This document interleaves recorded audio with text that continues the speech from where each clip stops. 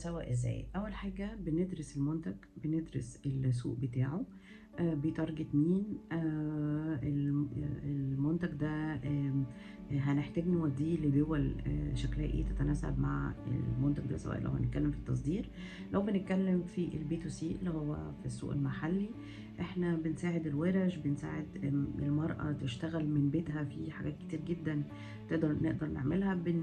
بنعمل لها دعم فني، يعني بنقول لها الماركت محتاج ايه، عدلي في المنتج ده، لان هو ده اللي السوق محتاجه سواء جوه مصر او بره مصر.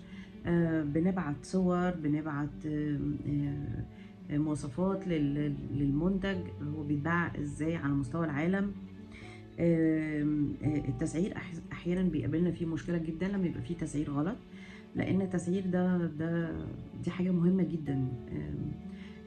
بتحسب الاهلاك ازاي، بتحمله ازاي، لان sometimes لما بتيجي تحسب الاهلاك غلط بيرفع السعر، فبيخليك مش عارف تنافس عالميا، في حين ان انت يعني ده بند من البنود يعني.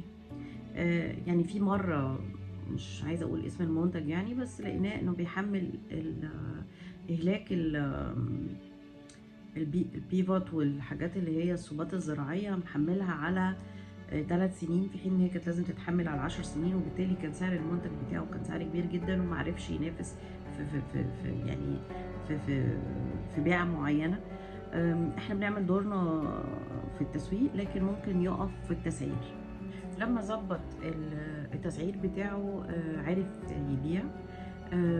فاحنا بنبقى يعني فكرة التصدير دي مش لما بيحط المنتج بتاعه على المنصة مرجانة كل بكرة هيصدر، إلا إذا كان هو مصدر وفاهم.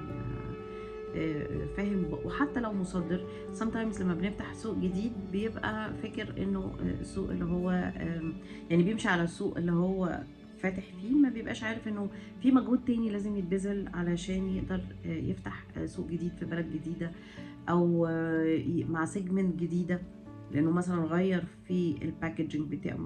مجرد ما تغير الباكجينج انت ممكن تغير السيجمنت اساسا اللي انت شغال عليه.